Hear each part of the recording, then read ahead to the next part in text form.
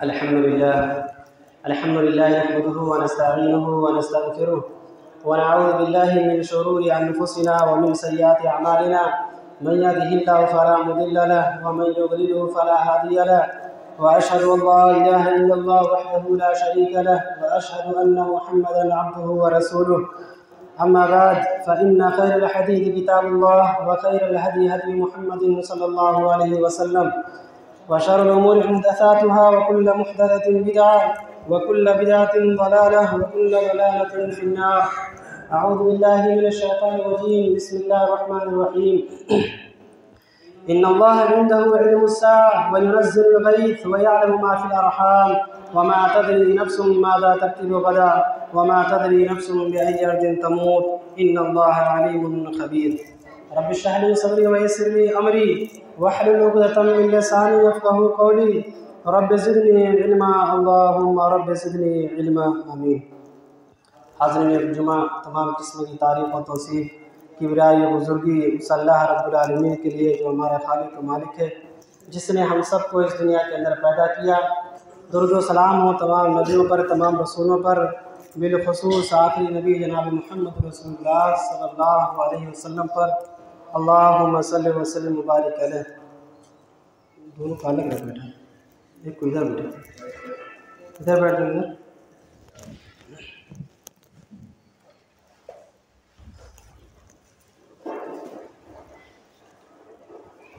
तमाम किस्म की हमद व सना उस अल्लाह रब्बुल आलमीन के लिए जो हमारा खालिक व मालिक है।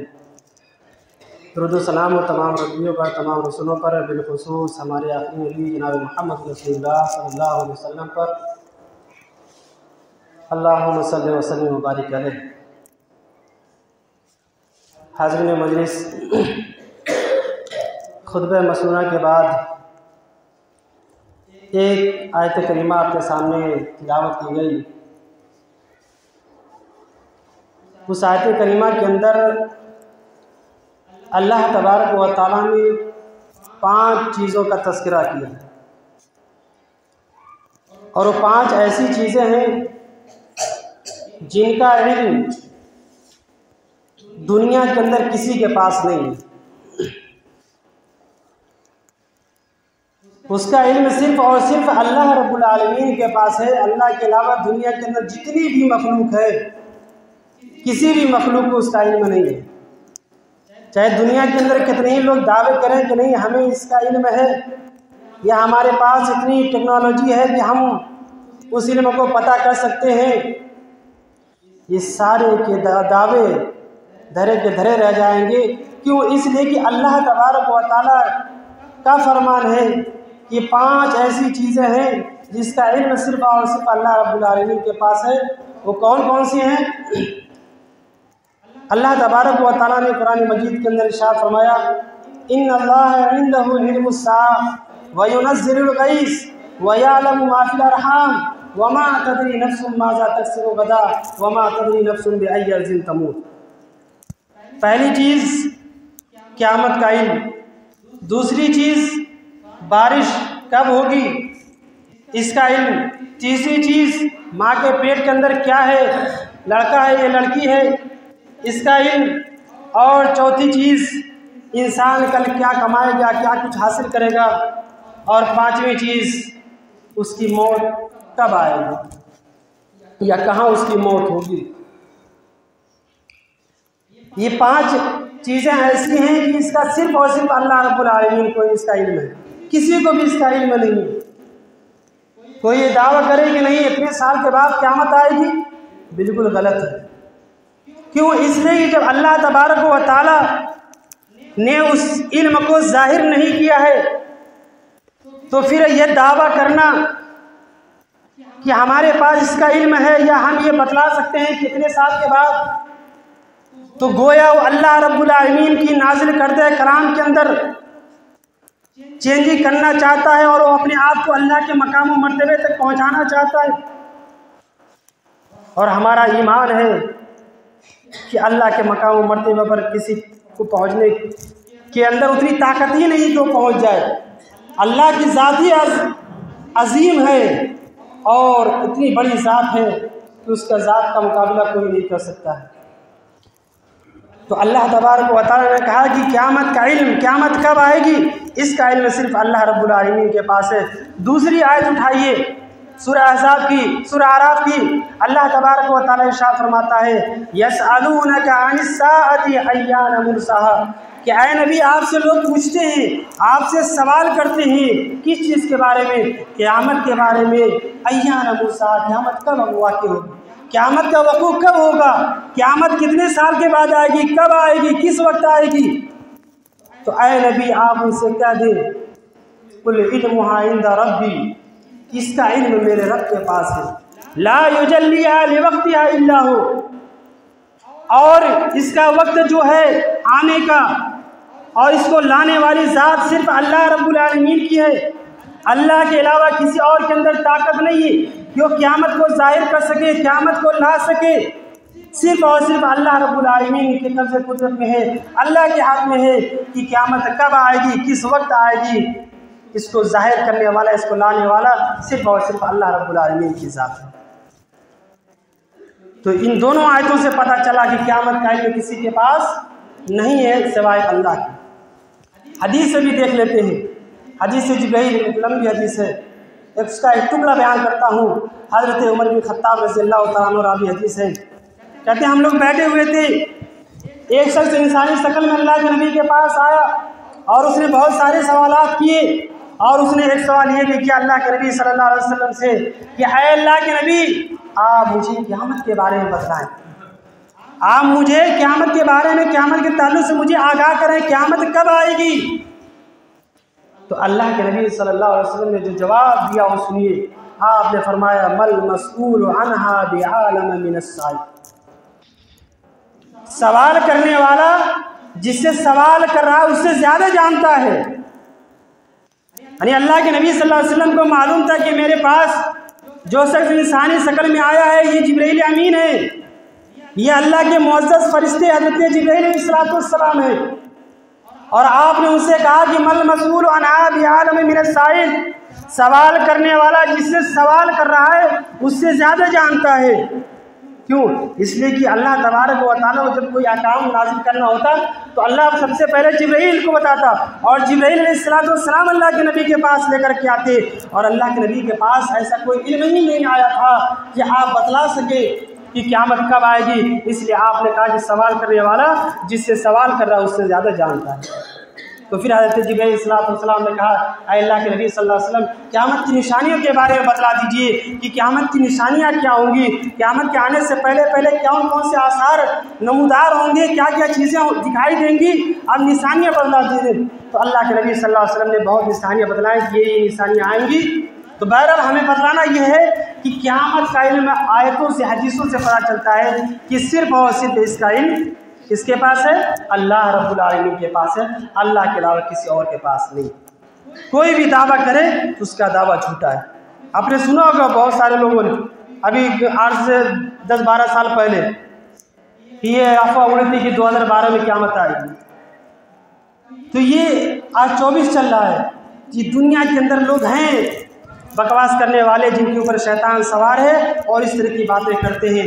हालांकि कुरान और हदीस से हमारा अकीदा है कि इसका सिर्फ और सिर्फ इल्म किसके पास है, अल्लाह रब्बुल आलमीन के पास है। तो ये पहली चीज़। दूसरी चीज़ वयुनज़्ज़िलुल गैस, बारिश। बारिश कब होगी, किस वक्त होगी, कितनी बारिश होगी, कितनी देर तक बारिश होगी, इन तमाम चीज़ों का इल्म सिर्फ अल्लाह रब्बुल आलमीन। आज साइंस वाले इतना कह देते हैं कि हाँ इतने तारे से इतने तारे से बारिश हो, कभी होती भी है नहीं भी होती। ये उनका अंदाज़ा होता है, वो दावे के साथ नहीं कह सकते कि फला तारीख में इतनी बारिश होगी, या अगर दावे के साथ ये भी कह दें कि हाँ फला तारीख में इतनी बारिश होगी, लेकिन वो ये भी गारंटी नहीं दे सकते कि किस वक्त होगी, कितने बज करके कितने मिनट पर बारिश होगी, या बारिश की रफ्तार कितनी तेज़ होगी, या बारिश कितनी देर तक होगी। इसका इल्म सिर्फ और सिर्फ अल्लाह रब्बुल आलमीन के पास है। अल्लाह के अलावा किसी के पास इसका इल्म नहीं कि बारिश कब होगी, कितनी होगी और कितनी देर तक होगी। इसका सिर्फ इल्म अल्लाह रब्बुल आलमीन के पास है। ये दूसरी चीज़।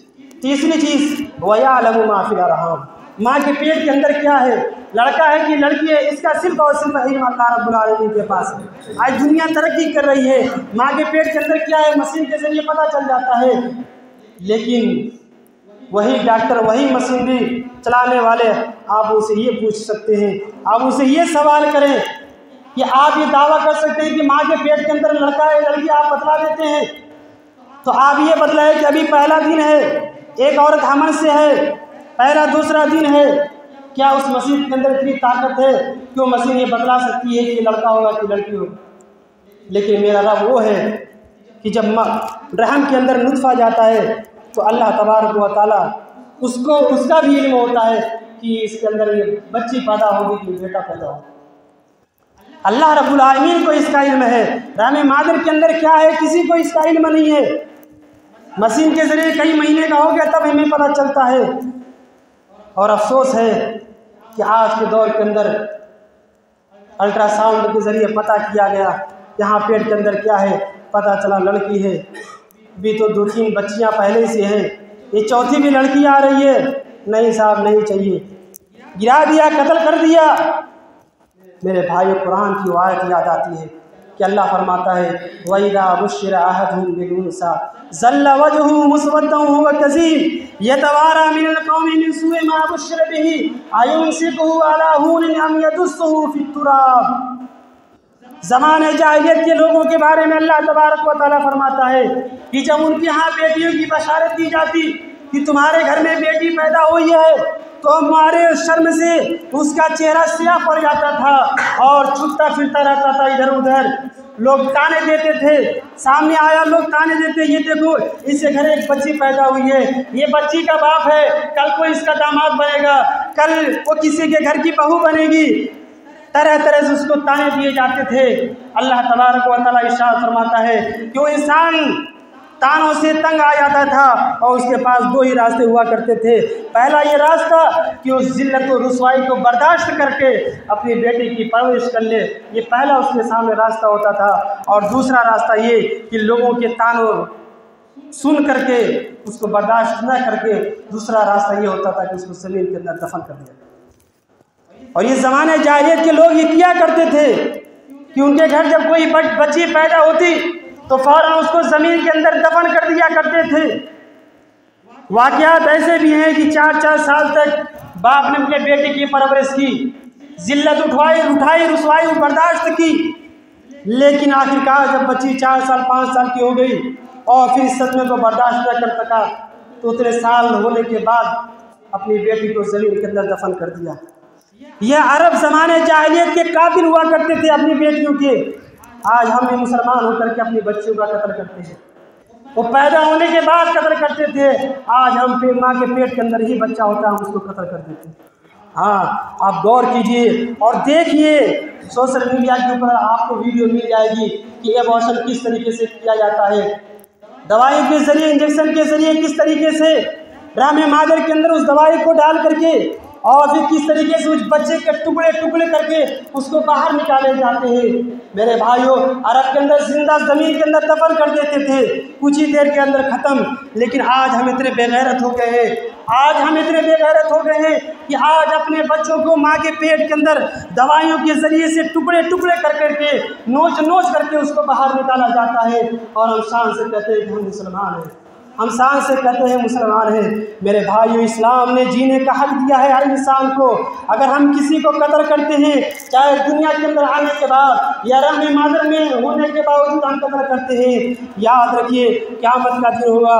कुरान पढ़िए, अल्लाह फरमाता है वइज़ल मौऊदतु सुइलत बिअय्यि ज़म्बिन क़ुतिलत, जो ज़मीन के अंदर जिंदा दरगोर कर दी जाती है, जो कत्ल कर दी जाती है, क़यामत के दिन उनसे सवाल किया जाएगा कि तुम्हें किस जुर्म की वजह से कत्ल किया गया है।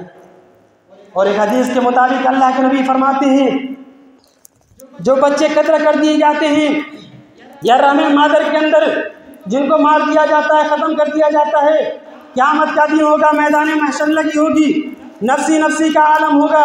अल्लाह के नबी फरमाते हैं जाअ यौमल क़ियामति व मुअल्लक़ुम बैन सदैहा, कि वो बच्चा जो दुनिया के अंदर जिसको कत्ल कर दिया गया था वो अपनी माँ की पिस्तान से, अपनी माँ की छाती से लटका हुआ आएगा। यकूल, और अल्लाह रब्बुल आलमीन से शिकायत कर रहा होगा, या रब्बी सल्लिम कतलनी, आय अल्लाह इससे पूछ इसने दुनिया के अंदर मुझे क्यों कत्ल कर डाला था, मेरा कसूर क्या था कि इसने दुनिया के अंदर मुझे जीने का हक जो था उसने छीन लिया और मुझे कत्ल कर दिया था। आय अल्लाह तू इससे सवाल कर, इससे पूछ कि इसने मुझे क्यों कत्ल कर दिया, क्यों मुझे इसने मार डाला। गौर कीजिए मेरे भाइयों, हम क़यामत के दिन अल्लाह की पकड़ से नहीं बच सकते हैं। हम दुनिया के अंदर जहेज न होने की वजह से अपनी बेटियों को कत्ल कर देते हैं कि भाई 4 बच्चियाँ भी हैं, ये 5वीं आएगी, हम कहाँ से इसका इंतज़ाम करेंगे, लाओ पेटी के अंदर इसको ख़त्म कर देते हैं, भाषण करा के गिरा देते हैं। याद रखिए क़यामत के दिन वो बच्ची अपने माँ बाप का गिरबान पकड़ करके अल्लाह से शिकायत करें। मेरे भाइयों, ज़रूरत है कि हम इन चीज़ों पर गौर करें, और जो मुकद्दर में है अल्लाह ताला जो हमें दे रहा है हम खुशी खुशी लें। क्यों? इसलिए कि ये अल्लाह की तरफ से ये अमानत है। और याद रखिए ये अकीदा हमारा होना चाहिए कि दुनिया के अंदर जो भी आता है वो अपना रिस्क लेकर के आता है, वो अपना रिस्क लेकर के आता है, वो किसी दूसरे का रिस्क नहीं खाता है। आपके घर के अंदर बच्चा पैदा हुआ है तो अल्लाह तबारक व तआला उसकी रोज़ी रोटी का इंतज़ाम कर देता है। तो हमारा अकीदा अल्लाह की ज़ात के ऊपर होना चाहिए। तो ये दूसरी चीज़ कि रहम मादर के अंदर क्या चीज़ है ये अल्लाह के अलावा किसी को मालूम नहीं। तीसरी चीज़, वमा तदरी नफ्सुम माज़ा तक्सिबु गदा, कल हम क्या कमाएंगे, क्या कुछ हासिल करेंगे, इसका इल्म सिर्फ और सिर्फ अल्लाह रब्बुल आलमीन के पास। किसी के पास बात का इल्म नहीं है कि वो इंसान कल क्या करने वाला है, या कल उसके साथ क्या कुछ होने वाला है, या कितनी रोज़ी कल वो कमाएगा, कितनी रोज़ी वो हासिल करेगा। इंसान जज्बात में आकर के, जोश में आकर के गलत कदम उठाता है और हराम रास्ता इख्तियार कर लेता है। क्यों? इसलिए कि उसको अल्लाह की ज़ात के ऊपर भरोसा नहीं होता है। वो ये समझता है कि हमें ज़्यादा से ज़्यादा कमाना है और अपनी किस्मत से आगे बढ़ने की कोशिश करता है, और फिर शैतान का रास्ता इख्तियार करता है, हरामकारी का रास्ता इख्तियार करता है। मेरे भाइयों, उतना ही कीजिए, उतना ही हासिल करने की कोशिश कीजिए जितना अल्लाह ने आपके मुकद्दर में लिख रखा है। अब हराम रास्ते इख्तियार न करें। अल्लाह आपको भूखा सुलाता ज़रूर है लेकिन भूखा उठाता ज़रूर है लेकिन भूखा सुलाता नहीं है। मेरे भाइयों, एक परिंदा भी अपने घोंसले से निकलता है तो शाम को जब वापस लौटता है तो वो भी शराब होकर के लौटता है। क्यों? उसको भी रोज़ी देने वाला अल्लाह तबारक व तआला है। जब एक परिंदे को, एक जानवर को अल्लाह रब्बुल आलमीन रिज़्क़ देता है तो हम तो अशरफुल मखलूक़ात है। मेरे भाइयों, अल्लाह रब्बुल आलमीन हमें कैसे भूखा मार सकता है? लेकिन हमारा भरोसा अल्लाह की ज़ात पर होना चाहिए। ये चौथी चीज़ कि इंसान कल क्या कमाएगा, क्या हासिल करेगा, इसका इल्म सिर्फ अल्लाह रब्बुल आलमीन के पास है। और 5वीं चीज़ कि इंसान कल कहाँ मरेगा, बेअय्यि अर्ज़िन तमूत, ज़मीन की किस जगह पर उसकी मौत आएगी किसी को इसका पता नहीं। हम रोज़मर्रा की ज़िंदगी में देखते हैं एक इंसान जो सालों साल घर पर ही रहता है, अपना गांव मोहल्ला छोड़ करके दूसरी जगह जाता ही नहीं है, लेकिन पता ये चला कि जब उसका इंतकाल हुआ तो खबर आई तो पता चला कि किसी दूसरे शहर के अंदर उसकी मौत। कोई ये दावा नहीं कर सकता है कि हम घर के ही अंदर रहेंगे और घर ही के अंदर हम मर जाएंगे, हम घर से बाहर कभी नहीं निकलेंगे, लिहाजा हमारी मौत आएगी तो घर ही के अंदर आएगी। कोई इस बात का दावा नहीं कर सकता है। क्यों? इसलिए कि इसका इल्म सिर्फ अल्लाह के पास है। किसकी मौत कहाँ आएगी, किस वक्त आएगी और कैसे आएगी, ये अल्लाह को मालूम है। आप बंद कमरे के अंदर अपने आप को कर ले, लेकिन अगर आपकी मौत किसी दूसरे शहर के अंदर लिखी होगी तो किसी न किसी बहाने अल्लाह आपको वहाँ पहुँचा करता है। हमारा ईमान है अल्लाह की ज़ात पर, हमारा अकीदा अल्लाह की ज़ात के ऊपर, इस कुरान के ऊपर हमारा ईमान है। इस कुरान के अंदर, इस आयत के अंदर जो बातें बताई गई हैं ये बिल्कुल बरहक हैं और ये सच्ची हैं। क्यों? क्योंकि ये अल्लाह का कलाम है, किसी इंसान का कलाम नहीं है। तो इसका इल्म मौत किसको कहाँ आएगी किसी को इसका इल्म नहीं है। लिहाजा हमें इस पर भी गौर करने की ज़रूरत है। हम सोचते हैं कि चलो अभी तो ज़िंदगी बहुत है, नेकियां कर लेंगे, नमाज़ें पढ़ लेंगे, रोज़े कर लेंगे, अच्छे अमाल कर लेंगे, अभी तो पूरी ज़िंदगी भरी पड़ी है। मेरे भाइयों, हम रोज़मर्रा अपने हाथों से दफन करते हैं। कभी बच्चे को दफन करते हैं, कभी नौजवानों को दफन करते हैं, कभी शादीशुदा लोगों को दफन करते हैं, कभी बुजुर्ग लोगों को हम अपने हाथों से दफन करते हैं। ये सारी चीज़ें हमें बतला रही हैं कि इसकी फिक्र न करो और इस सोच में न पड़े रहो कि तुम्हें अभी और जिंदा रहना है 40-50 साल। इसका वक्त मुतय्यन नहीं है, कब वक्त आ जाए। इसीलिए मैं अक्सर अपने नौजवानों से कहता हूँ, जो ये कहते हैं कि नापाक है नापाक है, बार बार मैं उनसे कहता हूँ कि अल्लाह के बंदो पाक रहा करो, पाक और साफ रहा करो। क्योंकि एक जगह से दूसरी जगह जाते हो, क्या पता रास्ते में एक्सीडेंट हो जाए, क्या पता रास्ते में कोई हादसा हो जाए। किसी को इसका इल्म नहीं है कि इसको कब मौत आ जाए। अगर हम नापाकी की हालत में रहेंगे तो फिर हमारी मौत अगर उसी हाल में हो जाएगी तो हमारा अंजाम क्या हो। मेरे भाइयों, हमेशा पाकी सफाई इख्तियार कीजिए और ये ईमान का हिस्सा भी है, ईमान का हिस्सा भी है सफाई सुथराई रखना। तो बहरहाल ये 5 चीज़ें थी जो मैंने आपके सामने बयान की। क़यामत का इल्म, बारिश कब होगी, और इसी तरीके से रहमी मादर के अंदर क्या है, लड़का है कि लड़की है। इसी तरीके से इंसान कल क्या कमाएगा, क्या कुछ हासिल करेगा, और मौत कहाँ वाक़ होगी, कब आएगी। इन 5 चीज़ों का इल्म सिर्फ अल्लाह रब्बुल आलमीन के पास है। अल्लाह के अलावा किसी के पास भी इसका इल्म नहीं है। ये चंद बातें थी कुरान और हदीस की रोशनी में मैंने आपके सामने बयान की। आइए हम सब दुआ करते हैं कि इलाही आलमीन जो भी बातें बयान की गई हैं उन बातों के मुताबिक अमल करने की तौफीक अता फरमाए। इलाही आलमीन हम तमाम मुसलमानों को कुरान और हदीस की रोशनी में अपनी इस्लाह करने की तौफीक अता फरमाए। इलाही आलमीन हम तमाम मुसलमानों को 5 वक्त की नमाज़ पाबंदी के साथ कायम करने की तौफीक अता फरमाए। इलाही आलमीन हम तुझसे दुआ करते हैं जुमे के दिन अज़ान से पहले मस्जिद के अंदर आने की तौफीक अता फरमा। इलाही आलमीन हम तुझसे दुआ करते हैं हम तमाम मुसलमानों को कुरान और सुन्नत के मुताबिक अमल करने की तौफीक अता फरमा। जब तक इस दुनिया के अंदर जिंदा रखे तौहीद पर रखे और जब हमारा खात्मा हो तौहीद फरमाए। इन्नल्लाह व मलाइकतहु युसल्लूना अलन नबी या अय्युहल्लज़ीना आमनू सल्लु अलैहि व सल्लिमू तस्लीमा। अल्लाहुम्मा सल्लि अला मुहम्मद व अला आलि मुहम्मद कमा सल्लैता अला इब्राहीम व अला आलि इब्राहीम इन्नका हमीदुम मजीद।